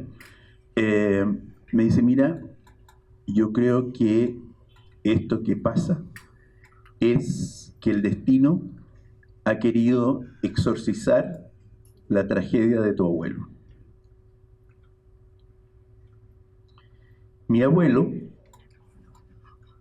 o mi abuela materna, de mi bisabuelo, mi abuela materna vivió en La Moneda, era hija del presidente Balmaceda. El presidente Balmaceda fue un presidente de la segunda mitad del siglo XIX, un presidente progresista, y que obviamente, como presidente progresista, ya habiéndose, digamos, antepuesto a los intereses ingleses en el mineral del salitre, y otra serie de propuestas revolucionarias para el siglo XIX, le significaron una revolución que fue una tragedia. Yo conocí a mi abuela, siendo pequeño, ella contaba del exilio, del dolor, de lo que había significado esto, del saqueo, de la masacre, similar a lo que le sucedió tardíamente al presidente Allende. Entonces, yo ahí por primera vez me planteé esta relación familiar con el lugar. Porque cuando por primera vez me presento a un concurso en la Plaza de la Ciudadanía, venía con toda la carga que significaba la lectura de Aldo Rossi, el libro sobre la ciudad. Y cómo Aldo Rossi me aclaraba un montón de inquietudes que en la escuela de la Universidad Católica eran tabú. El movimiento moderno era lo que había que seguir a rajatabla y no te lo cuestiones. Entonces, como yo me lo cuestionaba, tenía bastantes problemas y fue Aldo Rossi el que me dio, digamos, una orientación que tuvo, no en ese proyecto, tuvo en los proyectos finales de universidad y en este proyecto de título que terminó con honores, digamos, porque en ese momento era absolutamente revolucionario para lo que se enseñaba en mi escuela de arquitectura. Bueno, me alentó toda esa experiencia a el primer concurso que ganamos. Y ya de ahí en más, bueno, ya lo tomé como una cuestión personal, digamos, esta cosa de exorcizar una tragedia familiar. Entonces, yo creo que algo hay ahí que ha permitido que un arquitecto pueda trabajar en ese lugar durante más de 40 años y por medio de concursos públicos, porque no han sido encargos, han sido concursos públicos, internacionales, la mitad de ellos. Entonces, jurados disímiles, bases disímiles. O sea, no es que haya habido una manera de enfrentar el tema por parte de la autoridad y que haya permitido generar una supuesta fórmula exitosa. No, han sido encargos absolutamente distintos, circunstancias políticas absolutamente distintas. Y sin embargo, con proyectos también siguiendo, diría yo, un mismo pensamiento, pero haciéndose cargo también de la evolución de la arquitectura, ¿no es cierto? Pasando desde el posmodernismo hasta un, digamos, clasicismo contemporáneo que ha permitido que el proyecto sobreviva y sobreviva con mucho éxito. De manera que es algo raro que excede, yo creo, que la arquitectura y que he asumido con humildad y bueno, todavía sigo pegado en el lugar, no sé cuánto tiempo más. Muchas gracias, Cristian. Yo estaba muy atento a algunas de tus palabras cuando describías los proyectos. Y a propósito de que mencionas a Aldo Rossi, precisamente esta ruptura con la modernidad, que es pues un movimiento que fue acogido a lo largo de toda Latinoamérica. También mencionas la Universidad, la Católica de Chile, y cómo había acogido el movimiento moderno como un canon, ¿no? No era, digamos, como en el principio, sino que se había vuelto un canon. Y el posmodernismo viene a refrescar un poco esa situación, casi que una especie de hartazgo con el movimiento moderno. Y entonces aparecen en la escena pues una serie de arquitectos que van a leer a Rossi, pero también a Krier, también a Frampton, ¿sí? Y que de alguna manera van a poner la mirada en lo clásico, van a poner la mirada en la referencia, ¿sí?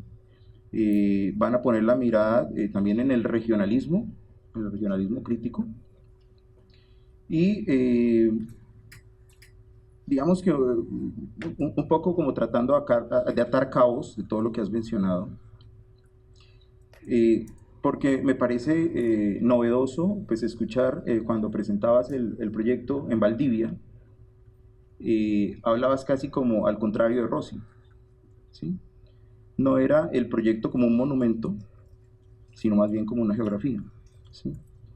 Y entonces pareciera que a su vez, como ese hartazgo que tuvo toda una generación de arquitectos en la Católica del movimiento moderno, y que recogió un poco esta posmodernidad, posteriormente pareciera que existe como una especie de hartazgo también sobre el pensamiento de Rossi, cuando ya no es el monumento, sino que es una geografía más, el proyecto como geografía, ¿sí?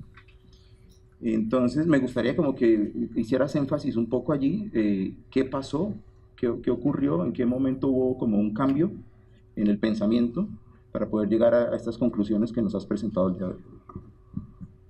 Creo que si Rossi hubiera vivido en América, en Sudamérica, hubiera incorporado la geografía como un monumento. Eso en primer término. Lo segundo, no quiero parecer arrogante, pero me siento absolutamente ajeno a prácticamente todos los arquitectos que asumieron el posmodernismo como su referencia, su canon, ¿no? Para mí, Rossi fue determinante en la lectura de la ciudad, pero no fue determinante en la lectura de la arquitectura. Para mí, la arquitectura debía seguir siendo moderna. O sea, por ejemplo, la Casa Corruchet, a mí me parece una arquitectura absolutamente extraordinaria, que es capaz de conciliar el pensamiento de Rossi y el pensamiento de Le Corbusier. Para mí ese es un paradigma, ¿no? En la capacidad de mantener la continuidad, sin embargo, entender el espacio de una manera nueva. Y así habrían otros ejemplos a los que recurrir.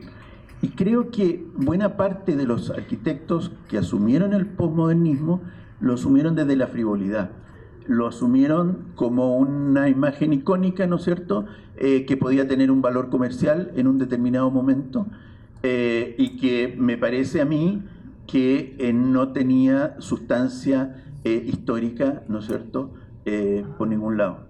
O sea, pensemos en el Museo de Mérida de Moneo, ¿no es cierto?, que es un proyecto que perfectamente podría calificarse de posmoderno. Sin embargo, la densidad conceptual, la densidad arquitectónica e histórica implícita en ese proyecto no tiene nada que ver con muchos proyectos bastante frívolos, ¿no es cierto?, que hicieron de la cornisa y del tímpano un ícono, ¿no? Y que no tiene nada que ver, simplemente fueron oportunistas de una circunstancia histórica. Bueno, yo tengo un par de preguntas, pero quisiera darle el paso al público para que pues hagamos una serie de preguntas a propósito de la presentación de Cristian. Por allá alguien está levantando la mano. Buenas noches ya. Cristian, primero que todo, muchísimas gracias. Me pareció espectacular el espacio, la manera como exploras todo eso, pero hubo un tema que me llamó muchísimo la atención, que consiste mucho en la neutralidad en la arquitectura. Lo mencionaste, sí, me pareció hermosísimo como lo expresas en tu primer proyecto, ahorita lo estaba mencionando con mis compañeros, pero me gustaría que lo pudieras como explorar más, ¿sí? Que me parece fundamental incluso para la arquitectura de hoy en día, que necesita tanta flexibilidad. Mira, ¿Estaban dando esto? Sí. Una de las cuestiones que hace sostenible la arquitectura es su capacidad de reutilizarse. Edificios construidos en el siglo XVIII, en el siglo XIX, como los que mostraban en la conferencia anterior, dan cuenta, ¿no es cierto?, que esos edificios pueden ser utilizados de manera noble, porque llevan implícito, como Salvador bien nos decía, digamos, una geometría, una lectura capaz de adaptarse a nuevos usos. Yo creo que la arquitectura contemporánea, y allí tengo una diferencia muy notoria con el movimiento moderno, digamos, en que hacía de la función, ¿no es cierto?, un paradigma que daba cuenta de la forma del edificio.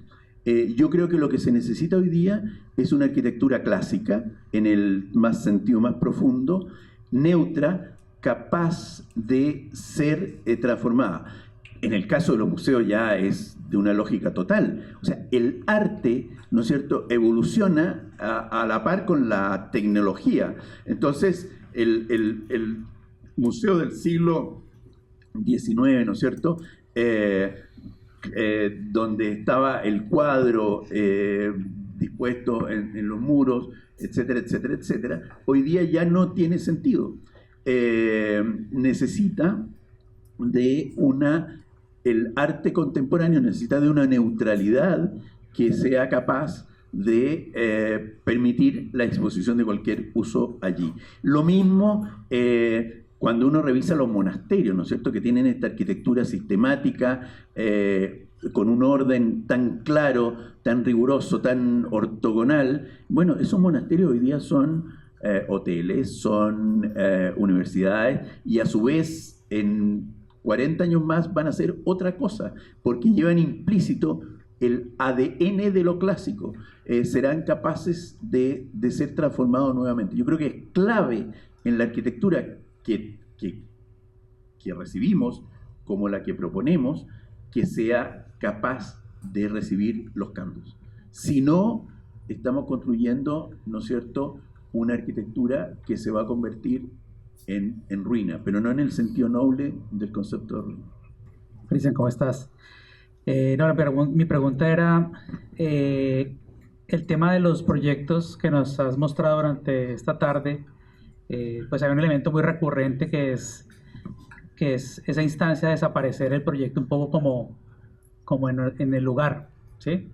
Y quería saber, esa postura frente a él es como una búsqueda, es una forma de entender tu arquitectura, al buscar, digamos, un poco como que esas arquitecturas desaparezcan en ciertas instancias o momentos con el lugar. Mira, tiene que ver con lo primero que dije, ¿no? Que hay que establecer relaciones con el sitio donde se emplaza y no como un campo de batalla. El arquitecto tiene que saber contenerse. O sea, todos los arquitectos queremos hacer una obra y queremos ser reconocidos por la obra, pero imagínate en el barrio cívico de Santiago, yo no existo, o sea, nadie, o sea, si tú transitan 2 millones o 3 millones de personas diariamente por ahí, haz una encuesta a las 3 millones de personas si saben quién es el arquitecto de eso. Todos te van a decir Toesca, que fue el arquitecto del Palacio de Gobierno, ni siquiera Brunner, ¿te fijas? Los ilustrados te dirán Toesca y los otros no tienen idea y tampoco interesa. Entonces el arquitecto debe saber contenerse, debe saber cuándo la obra se impone o cuándo la obra queda subordinada al lugar. Yo hablaba de la relación con el lugar y Moneo hablaba del lugar como el primer material con que cuenta el arquitecto. Entonces, a veces, ser parte del lugar significa pasar por él muy discretamente. Otras veces, cuando el lugar no te ofrece mucho, que se pasa, no todos los lugares son materia de inspiración, hay lugares que no ofrecen nada, es deber del arquitecto crear condiciones para que el lugar aparezca. Y ahí a lo mejor el arquitecto se hace más visible. Pero a mí en la mayoría de los proyectos no me interesa aparecer, sino me interesa que la obra permanezca en el tiempo. Y para ello se necesita que la arquitectura sea no solo neutra, sino sea parte inequívoca del lugar, se funda en el lugar. Esa es la arquitectura que vale la pena, esa es la arquitectura que viajamos para ver esa arquitectura, digamos. Bueno, en este asunto de lo monumental, viendo el proyecto de la Capilla del Retiro, viendo todos estos proyectos que de alguna forma tienen una naturaleza subterránea, ¿sí? Casi todos los que presentaste tenían la naturaleza de estar enterrados, casi como una exploración como del sustrato mineral de la tierra, ¿sí? Por eso un poco mencionaba lo de arquitecto telúrico y geográfico, ¿sí? Yo creo que no se puede uno desligar como de esa experiencia de vivir en un país con un plafondo de unos Andes tan altos y una costa tan angosta, ¿sí? Y entonces pareciera que lo que se pone en valor en esta arquitectura es como esa condición del sustrato mineral y la relación con la arquitectura, y a su vez esa relación de ese sustrato mineral con la luz, como una especie de búsqueda de lo sagrado a partir del suelo, así que enterrarse para buscar lo sagrado.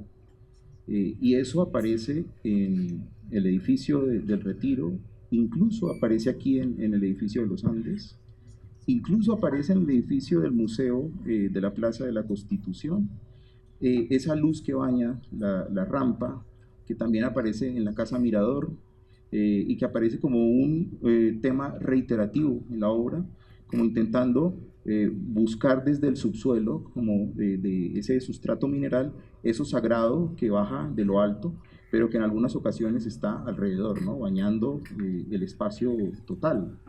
Un poco lo que ocurre en el Retiro, y también en esa referencia como a Sverfen del pabellón. ¿Sí? Gran arquitecto Sverfer, tremendo arquitecto. Ese pabellón para mí es una de las obras más bellas de la modernidad. Mira, es cierto que muchas de nuestras obras tienden a explorar el subsuelo. La torre fue el paradigma del siglo XX, donde la arquitectura o la ciudad adquirió un nuevo skyline, ¿no? Una nueva altura, una nueva dimensión vertical. A mí me parece que el siglo XXI ha empezado a explorar un nuevo espesor de la ciudad, que tiene que ver, por ejemplo, con el metro. El metro es un paradigma de la arquitectura subterránea, capaz de generar una conexión expedita con puntos lejanos a partir de una construcción subterránea. Y a partir de eso, que no es del siglo XXI, es del siglo XX, ¿no? Incluso del siglo XIX, a partir de esa realidad surge la posibilidad de explorar cuestiones que tienen que ver con el respeto al lugar. Por ejemplo, volvamos, está ahí todavía la imagen de los Andes, del edificio de los Andes. Para dar cuenta del programa hubo que construir de manera subterránea, pero para mí y para Konrad Brünner particularmente, que era profesor de la universidad, era muy importante no doblegar el espacio de ese trozo de ciudad, sino por el contrario, es generar allí una ciudad absolutamente comprometida con la historia, pero a su vez contemporánea. Entonces, ¿cómo hacíamos para cumplir con el programa? Había que irse al subsuelo. Y irse al subsuelo para mí, es que lo he hecho mucho, entonces es como algo natural. El subsuelo es parte de las posibilidades que te ofrece el terreno, así como te ofrece oportunidad de hacer un rascacielos, te ofrece oportunidad de irte al subsuelo. En el caso del edificio del Centro Cultural del Palacio de Gobierno, era, o sea, inevitable construir en el subsuelo, porque no se podía tocar el palacio, que para mí es la mejor obra de arquitectura de la ciudad, y además, con toda la carga simbólica que tiene, digamos, no iba a ser yo el torpe de ir a interferir, ¿no es cierto?, en la dignidad del palacio. Había que irse, como se dice en Chile, muy piola, al subsuelo, ¿no? Era obligatorio, era una demanda. Entonces, para mí no me parece algo creativo, sino me parece algo de sentido común, que tiene que ver con esta condición de oír. Moneo también habla de una cosa muy linda, que es el rumor del lugar. ¿Qué es lo que el lugar reclama, ¿no? ¿Qué el lugar o sea, prestarle mucha atención al lugar, pasar muchas horas en el lugar para entenderlo, para entender su luz, para entender sus dimensiones, para entender sus demandas, sus oportunidades.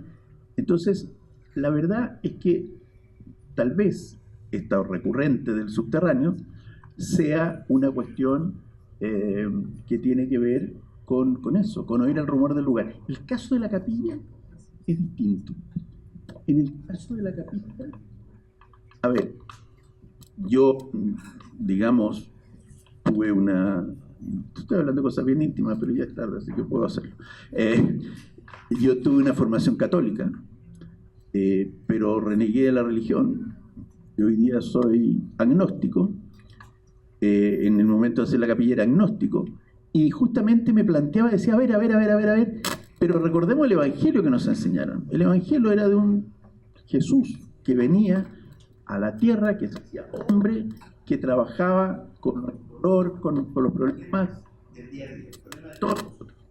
Entonces, esta cosa de construir un palacio en el cual uno escala unas gradas para arriba para encontrarse con... Me parece que no, me parece que la religión era una cuestión que la luz no tenía que venir del cielo, la luz tenía que venir del suelo.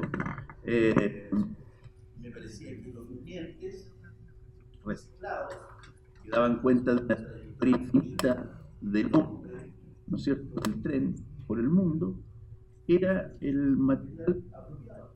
Me interesaba esto, la humildad de bajar. En el caso de la tumba del Padre Hurtado, que otro, me ha tocado hacer intervenir en los dos únicos santos que tiene el país.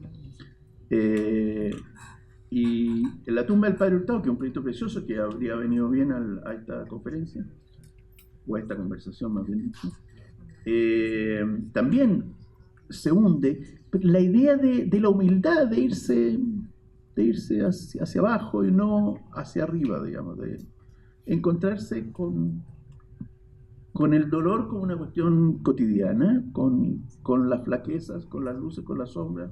Entonces, me parece que bajando hay una... No quiero hablar de actitud humilde porque no corresponde, es como una aproximación humana a la experiencia. Eso. En algunos proyectos, como los primeros que mencioné, el ocupar el subsuelo no es otra cosa que hacerse cargo de una reflexión súper...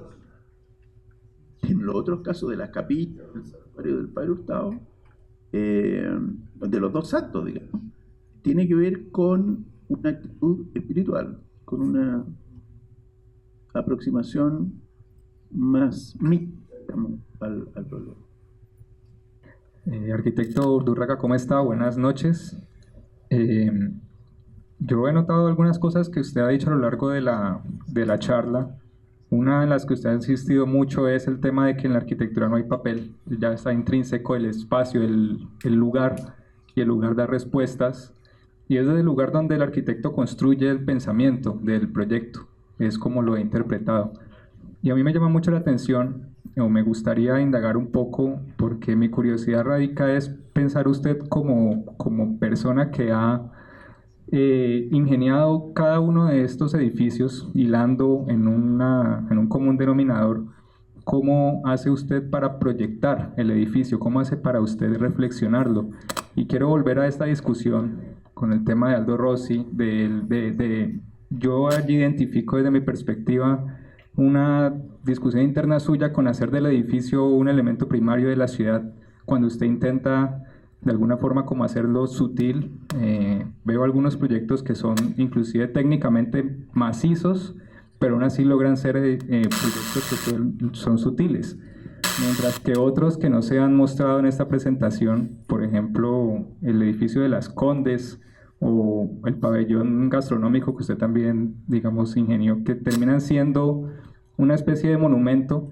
No quiero pensar que usted adrede los ha ingeniado, o al menos como pensó su estructura, de tal forma que sean un elemento grande, sino que al contrario también intenta como mimetizarlos en el espacio libre.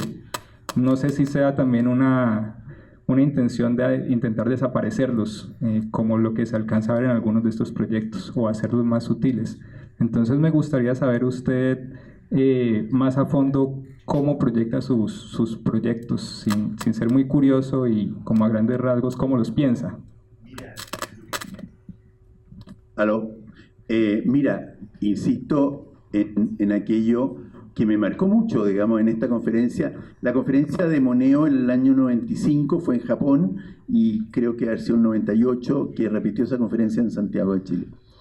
Y yo había conocido a Moneo en el año 91 como jurado del premio Andrea Palladio, que habíamos recibido y de donde surgió una amistad muy grande.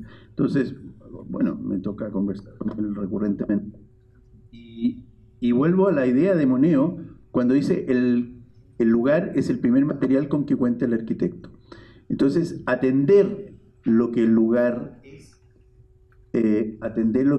demanda, que es mucho más relevante. Porque ya te digo, ese programa... A ver, vamos a la Universidad de los Andes. La Universidad de los Andes estaba en construcción y el programa había cambiado. Entonces, imagínate si uno hubiera hecho una arquitectura específicamente al milímetro para ese programa.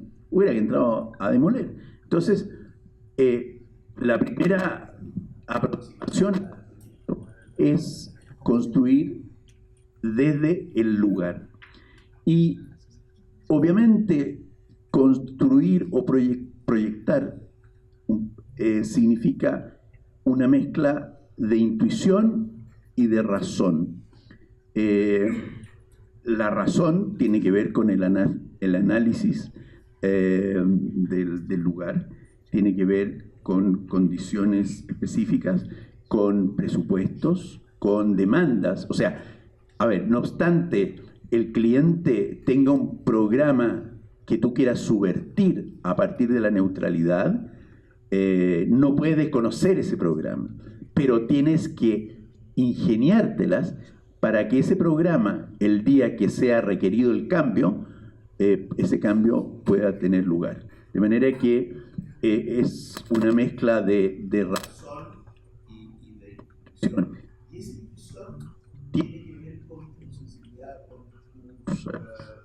esa sensibilidad también interviene en la lectura de lo que es el terreno, ¿te fijas? Interviene en tu idea de lo que es la historia.